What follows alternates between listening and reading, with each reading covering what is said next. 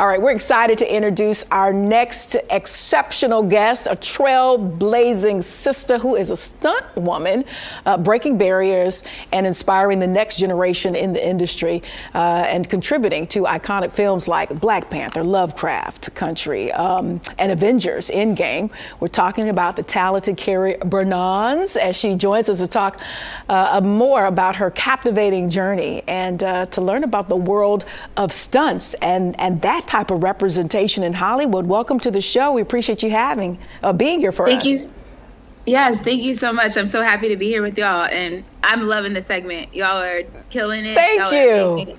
Thank you. We just wrapped up, Oscars week, and we see everybody in front of the camera. Rarely do we get a chance to talk to folks, behind the camera and or in the backdrop, making these films real and these actors and what they do in these films real. So you've worked on numerous high-profile projects and you've made a significant impact in the industry. Share with us some of those challenges that you faced being a Black stunt woman in particular, and how you've kind of overcome to achieve this amazing success in your career at this point.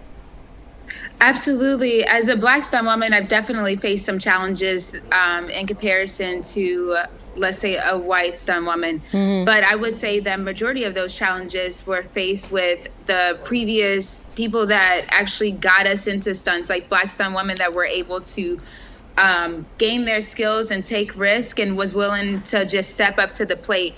I think back, let's just say in the 60s, 70s, 80s, 90s, we did not commonly see a lot of Black stunt women exist because there was a lot of paint downs going down.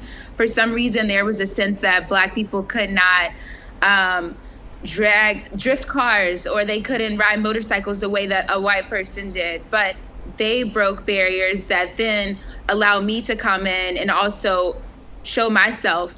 One of the things that I guess I appreciate the most is that when people underestimate me or think that they can't find a Black person to do a certain stunt, like a horse or motorcycle or a fight, is to show them that it does exist and you can. Yeah. So I think that for the most part, it's about continuing to prove ourselves in some ways, to show that we have it on record, on file, by film, by camera, and then when we show up to set, to just kill it, which kind of sucks. You don't want to always have to prove yourself. You want to say, like, this is what I can do, and somebody to believe you and just go out there and do it. But you know what? I like when a person underestimates me and I can show them that I'm more than what they thought that, I wasn't. Absolutely. And when you talk about, we are the epitome of agility and strength and creativity and flexibility. So to think that would be questioned in your line of work is absolutely nuts to me. So with the increasing visibility of Black stunt professionals like yourself, what advice would you give to aspiring stunt performers of color who want to break into the industry and do what you do? It's fascinating. Absolutely. You ask me. Yeah.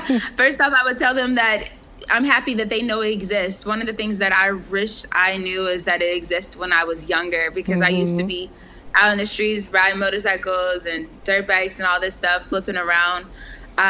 But number two is that you have to work hard. No matter what part of the industry that you're in, you're always going to be competing against the next person. And it's not to say you're in competition with a friend or whatever the case may be, but the people that ultimately achieve success in this industry, they're very disciplined and they're always practicing multiple things. So they're not just skilled in one area.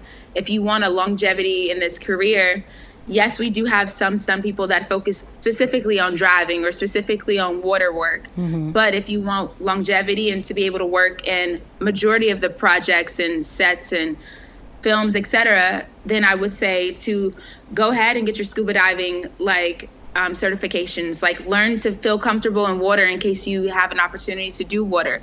But if that's not your thing, also don't press it. But, if you're going to learn fights, then also learn roles, and then also maybe learn how to do like 1 or 2 backflips or tricks. If you don't do backflips, then make sure that you're really good at wire work, so then they can put you on wire and you can do the flips on there and it's able to assist you. Just like the well-roundedness, when you think about let's say when you're CEO of a company, for example, you have to have like several different skill sets in order to be able to lead and to take charge and to sit. And then the last thing I would do, I would say, around like physical preparedness and having that skill set is then to pick up something else. Sure. Like, as you can see, the acting role that I have here. I'm also an actor as well. So sometimes you have an opportunity to do acting in stunts where it's a high risk stunt that they actually want to put someone in that also knows other skills, you know? Yeah, so makes you a double threat. You can act and you can go do the stunt. Yeah. Exactly. Let's talk a little bit about how you've impacted so many children through your nonprofit foundation. Tell us a little bit more about that effort. Absolutely. So I have a nonprofit called CBC Foundation. It was started basically because when I was younger, my mom was 17 when she had me, like 6 months until I was about 15 years old. My mom was an incredible, amazing, hardworking person. But one of the things is that we had a lot of organizations and nonprofits that gave back to us. What I wanted to do, started with 10 kids our first year, and last year it was over 300 kids that got to participate. Amazing. Paying it forward. We love you for that. Before we wrap you up, I heard in my ear you were about to be somebody's mama. Is this your first go around, second time? We're about 8 months. You ready to drop in a minute? How you handle? Yeah. I'm taking you're not doing too many stunts nowadays, Miss Carrie.